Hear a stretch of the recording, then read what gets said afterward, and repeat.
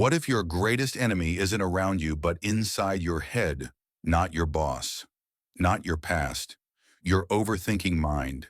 It drains your energy, keeps you awake at night, and turns small worries into big fears. But 2,000 years ago, one man faced war and betrayal, yet stayed calm. Marcus Aurelius. And he used one Stoic rule to stop overthinking. He wrote, "You have power over your mind, not outside events. Realize this, and you will find strength." Peace doesn't come from controlling everything around you, but from mastering how you respond. That stoicism control what you can, accept what you can't, and let go of everything else. So the next time your thoughts start racing, will you drown in them or master them? Stay with me because I'm about to show you how to apply this rule today. Part 1, Intro, the real problem. What if your greatest enemy isn't around you but inside your own head, not your boss, not your past, not your problems, your own mind? We live in the age of overthinking. Every day our minds whisper questions like, what will happen tomorrow? What if I fail? What will they think about me? And without noticing, we don't just live. Once we live, every fear 1,000 times in our mind.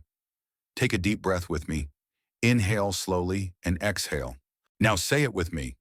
Most of what I fear is only a story, not reality.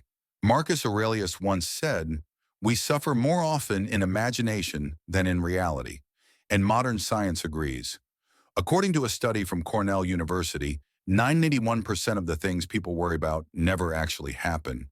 And in the rare cases where something did go wrong, the participants said it wasn't as bad as they imagined. So the real problem isn't life itself. The real problem is the way we think about life. Psychologists call it the anxiety loop. The Stoics called it the sickness of the soul. It starts with one small worry, which grows into a story, then a storm, and before we realize it, our mind becomes our prison. But Stoicism teaches us something powerful. You are not your thoughts. You are the one observing your thoughts. Just like clouds passing in the sky, your thoughts can come and they can go if you let them. But when you hold on to them, they become storms. Let's reset. Inhale, exhale. Say it with me.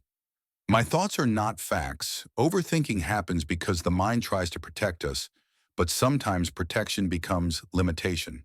The brain activates something called the default mode network, the system responsible for thinking about thinking. It burns up to 70% of our brain's energy with no physical movement at all. That's why just sitting and worrying feels exhausting. But Marcus Aurelius understood something vital. He wrote, "You have power over your mind, not outside events. Realize this, and you will find strength." So let me ask you this. What if your life doesn't need to change, your mind does? Let's try a quick experiment. Grab a pen. Write down 3 things you've been worrying about today. Now ask one question: can I control this? If yes, act. If no, release it. This simple practice can reduce stress by up to 40% according to Harvard research on cognitive diffusion. This is exactly what Marcus Aurelius trained himself to do. Every day he journaled. He didn't write to be published. He wrote to defend his mind from chaos. Those writings later became the book Meditations, a Guide for Millions on How to Master the Mind. Because the real battlefield is not outside, it's inside us. So if overthinking is the real problem, how do we break free? Good news, Marcus Aurelius used one Stoic rule. Every day, in war, in loss, in betrayal. And this rule is where everything changes. Stay with me, because in the next part I'll reveal the Stoic control test and how it can silence overthinking starting today. Part 2, the Stoic rule. The control test. What if there was one rule powerful enough to silence overthinking? A principle so simple yet so profound that Marcus Aurelius used it not just to lead an empire, but to lead his own mind. He called it the dichotomy of control, and it can be summed up in just one line. Control what you can. Accept what you can't. That's it. This is where Stoicism truly begins. Say it with me. Can I control this? This question is the filter of the mind. The Stoics believe that all suffering begins when we try to control what doesn't belong to us, other people's opinions, the past, the future time weather, even death. Epictetus said, "Some things are in our control, others are not. Wisdom is knowing the difference." Let's apply it right now. When your mind starts racing, stop and ask, is this in my control? If yeast take action, if no, let it go. Picture a simple table. Can I control this? If yes, then act. If no, then release. That is not ignoring reality. That is choosing your battles wisely. Now take a breath with me. Inhale for 3 seconds and exhale. Say it one more time. I focus on what I control and release what I don't. Why does this work? Because clarity comes from simplification. Overthinking is complexity. Stoicism is clarity. A study from the University of California found that people who focused only on what they could control experienced 65% less anxiety and made 52% better decisions. Our minds crave direction, but if we don't give it direction, it creates chaos. Marcus Aurelius wrote, "If it is not right, do not do it. If it is not true, do not say it." Direct, calm, clear. That is stoicism in action. Let's reset again, just to remind the brain who's in charge. Inhale, exhale, and say it with intention. My power is in my response. Consider a real-world example. A friend doesn't reply to your message. Your mind immediately creates stories. Did I do something wrong? Are they upset? Did I say the wrong thing? But stop. Ask the question. Can I control their reaction? No. Can I control how I choose to respond next? Yes. That is true strength. Not the power to control others, but the power to control yourself. Here's a Stoic exercise you can try for just 3 minutes each morning. Write down 3 worries. Circle the ones you control. Act on those today. Then cross out the rest and release them. Do this for 7 days and your mind will start to change. That isn't theory. That's neuroplasticity. The brain physically rewires itself based on the thoughts you repeat most. Marcus understood this. He trained his mind not to be perfect, but to be present. Not to be fearless, but to be focused. He wrote, "The happiness of your life depends on the quality of your thoughts." So let me ask you right now, what thoughts are you choosing to build your life with? Let's end this part with clarity.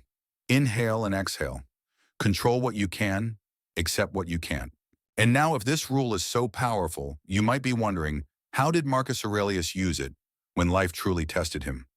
What did he do during war, betrayal, and fear?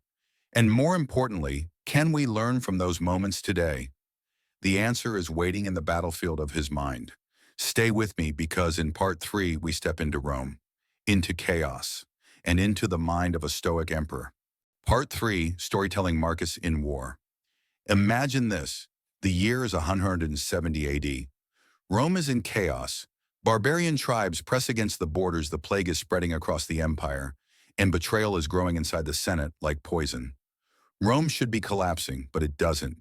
Why? Because at the center of it all sat a man who did not panic, did not break, did not drown in fear. His name was Marcus Aurelius. Let's step into his mind. Close your eyes for a moment. Picture a large wooden table. Maps of war scattered across it.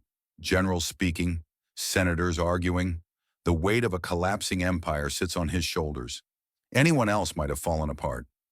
But Marcus opens his journal and writes these words: "If it is outside your control, do not waste your energy. If it is inside your control, do not delay." This was not poetry. This was his survival. The Stoic rule, the dichotomy of control, was not just philosophy. It was his weapon against chaos.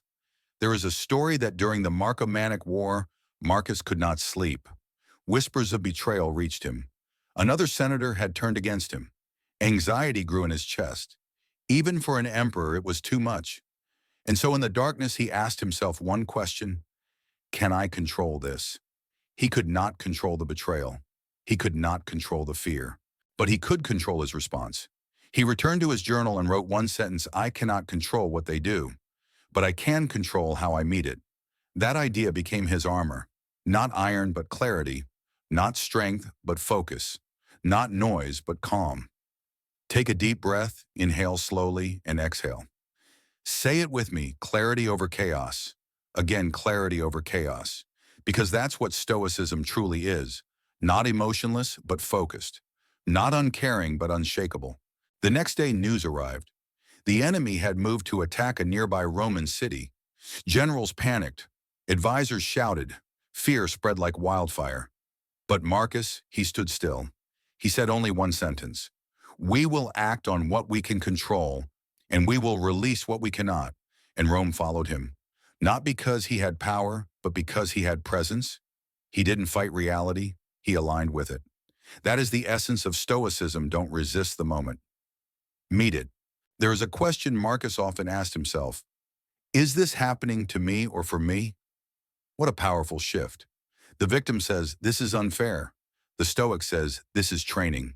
And every challenge became a lesson. Marcus wrote, the obstacle is the way. A blazing fire makes flame and brightness from everything thrown into it. Think about that. A normal fire is weakened when something is thrown into it, but a blazing fire turns everything into power. So the Stoics weren't avoiding hardship. They were using hardship as fuel. Try this right now. Think of one problem in your life. Just one. A challenge, a fear, a failure. Now, instead of asking, why is this happening to me, ask, how can this serve me? What can this strengthen in me? This single shift is the essence of Stoicism. Turn pain into power, turn fear into focus, turn resistance into resilience. The Stoics believed you could talk to your fears, face them, not run from them. Ask your anxiety, what lesson are you trying to teach me? Because the Stoics knew something crucial. Overthinking is the enemy. The direction of your thinking is. Fear is natural, but remaining fearful is optional. Marcus wrote, you always own the option of having no opinion. Things do not disturb you. Your judgment about them does. Let's reset. Inhale, exhale. My judgments shape my reality. Now, if Marcus Aurelius could apply these lessons while leading an empire through plague, betrayal, and war, what could you do if you learned to apply them in your daily life? What if you could transform overthinking with a simple routine each morning? Well, that's exactly what Part 4 is about, real-life application. A Stoic method you can use today. Stay with me because your transformation is closer than you think. Part 4, real-life application. Now let's bring Stoicism into your real life. What if Marcus Aurelius wasn't just an emperor, but your personal mentor standing right beside you each morning? Imagine waking up your mind already running, thoughts racing, overthinking kicking in before you even get out of bed. But today you do something different. Instead of fighting your mind, you train it. Because Stoicism is not about being emotionless. It's about being intentional. Every morning, try this simple routine, just 3 minutes. But 3 minutes of clarity can change the other 23 hours and 57 minutes of your day. Step 1, write down 3 things you're worrying about. Step 2, circle the ones you can control. Step 3, take action on those today. Step 4, cross out everything else. Let it go. Say it out loud, I release what I cannot control. This technique reduces stress by over 40% based on research from Harvard University. It's not magic. It's neuroscience. You're separating fear from focus, emotion from action. Breathe, inhale, exhale. Say it with me slowly. My focus creates my peace. Again, my focus creates my peace. Marcus often divided life into zones of control. So let's modernize his teachings into the 3Z method. Control zone, take action. Influence zone, do your best. 0 zone, release it completely. When something stresses you, ask, which zone does this belong to? Anxiety comes from confusion. Peace comes from clarity. And clarity comes from direction. That is Stoicism in action. Marcus Aurelius didn't write to impress others. He wrote to prepare his mind for reality. He said, when you arise in the morning, remind yourself that you will meet selfish, jealous, and arrogant people. They are like this because they do not know good from evil. He didn't blame the world. He anticipated it. So when you journal, don't just describe your day, prepare your mind. Instead of asking, how was my day? Ask, who do I choose to be today? Every time anxiety rises, practice. The Stoic pause, stop. Take one slow breath. Ask, is this in my control? Respond from intention, not reaction. This isn't weakness. It's strategy. It turns reacting into responding. And that is where strength lives. Say it with me. My power is in how I respond. Your boss criticizes your work. Your mind starts spinning, am I failing? What if I'm not good enough to stop? Ask the question, can I control their opinion? No. Can I control my next action? Yes. That right there is Stoic power. Not the power to control others, but the power to control yourself. Marcus Aurelius wrote, "The blazing fire makes flame and brightness from everything thrown into it. Don't hide from the challenge. Turn it into fuel. Let the obstacle become the way forward. Inhale, exhale, and say softly, I don't need control to feel strong. I need clarity. For 7 days, try this every morning. Write 3 worries, circle what's in your control. Take one bold action, release the rest. Do this, and your brain will begin to change. That's not philosophy. That's neuroplasticity. The mind rewires itself based on what you choose to focus on. Marcus wrote, the soul becomes dyed with the color of its thoughts. So choose your colors wisely. Now the question becomes, how do we protect this mindset, not just in the morning, but in every challenge of the day? How do we anchor clarity so chaos can't steal it? That's where the final lesson comes in. And in part 5, we'll uncover how to reclaim your peace fully and permanently. Stay with me, because the final piece of this Stoic puzzle is the one that changes everything. Part 5, the final lesson. Now that we've learned how to separate what we control from what we cannot, the real question becomes, how do we maintain this clarity when chaos arrives? How do we protect our peace, not just in quiet moments, but in the battles of everyday life? The Stoics believe that peace is not the absence of problems. It is the ability to remain anchored while problems appear. Calm is not something you wait for. Calm is something you build. Let's imagine a moment you might know very well. You receive bad news. Someone criticizes you. A plan falls apart. A person you trusted lets you down. In those moments, the mind does what it always does. It reacts. It panics. It rehearses future disasters that don't exist yet. But Marcus Aurelius asked himself a powerful question. Is this crisis made worse by my reaction to it? Because sometimes the real pain isn't. In the event, the real pain is how we choose to interpret it. He wrote, if you are distressed by anything external, the pain is not due to the thing itself, but to your judgment of it. And this you have the power to revoke at any moment. That line is mental freedom. We cannot always control events, but we can always control our judgment. This is not philosophy, it is mental self-defense. Inhale slowly, hold and exhale. Say it softly, I am not ruled by events. I am guided by my response. Once again, I am guided by my response. This idea is echoed by Viktor Frankl, a psychiatrist who survived the Holocaust. He wrote, between stimulus and response, there is a space. In that space is our power to choose our response. And in that response lies our growth and our freedom. Stoicism is that space. Overthinking is losing it. Wisdom is reclaiming it. Near the end of his life, after leading Rome through plague and war, Marcus Aurelius was asked how he stayed calm through it all. His answer was beautifully simple. I never let the future steal the present. Overthinking pulls us into tomorrow. Regret pushes us into yesterday. But clarity only exists right now. This is what Stoics call the discipline of perception, returning your mind to what is real. Marcus wrote in Meditations, confine yourself to the present. Nothing is ever unbearable when lived in the present. And modern science agrees. According to a study at Stanford University, people who practice mindful awareness, even for just 10 minutes a day, reduce anxiety by up to 58% and increase emotional resilience significantly. The Stoics weren't just philosophers. They were early mental engineers. Even today, many successful thinkers follow Stoic principles without even knowing it. Tim Ferriss calls Stoicism the operating system of the mind. Ryan Holiday writes, the obstacle is the way, not the wall. Steve Jobs said, remembering that you are going to die is the best way I know to avoid the trap of thinking you have something to lose. Bruce Lee, perhaps unintentionally Stoic, once said, be water, my friend, flexible, present, focused. That's Stoicism. The ancient world and the modern world agree on one thing. The present moment is unbeatable. Imagine you fail at something important. Instantly, your mind attacks you. You hear words like, not good enough, ill, lose, ill be judged. That voice is not truth. It is fear disguised as logic. Seneca said, we suffer more often in imagination than in reality. Psychologists today call these thoughts cognitive distortions, false patterns that feel real. Stoicism teaches us to challenge them, not obey them.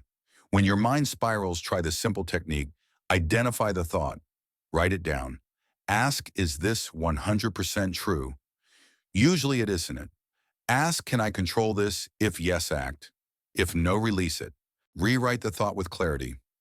Example, I'm going to fail becomes, I will prepare the best I can, and that is enough. This will not make you weaker.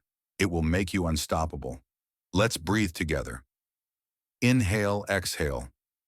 Say it, I cannot control everything, and I don't need to. Viktor Frankl wrote about surviving Nazi concentration camps. His entire family died, yet he found purpose in pain that most people would never endure. He wrote, those who have a why to live can bear almost any how. The Stoics understood that suffering becomes lighter when it contains meaning. As Marcus Aurelius said, what stands in the way becomes the way. Your hardship is not blocking your path, it is your path. Ask yourself, what am I fighting right now? Is it outside my control? Can it make me stronger? What would the Stoic version of me do? This is not fantasy, this is training. The mind is a muscle and challenges its workout. A ship can only be tested by waves, a sword can only be sharpened by friction, and a mind can only be strengthened by adversity. So if life is testing you, that means life is teaching you. As Epictetus said, difficulties show what men truly are. Here is the final shift.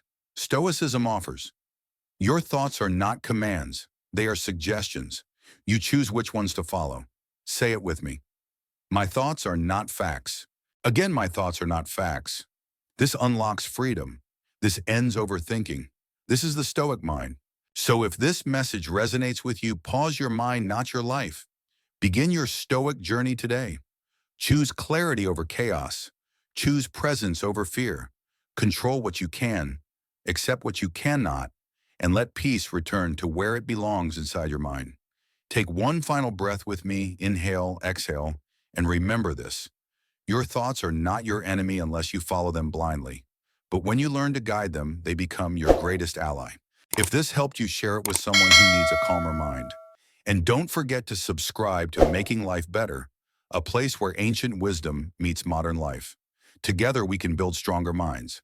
Now your turn, comment just one word that describes your state of mind today. It could be calm, anxious, focused, or overthinking. Whatever it is, say it, own it, and begin to master it.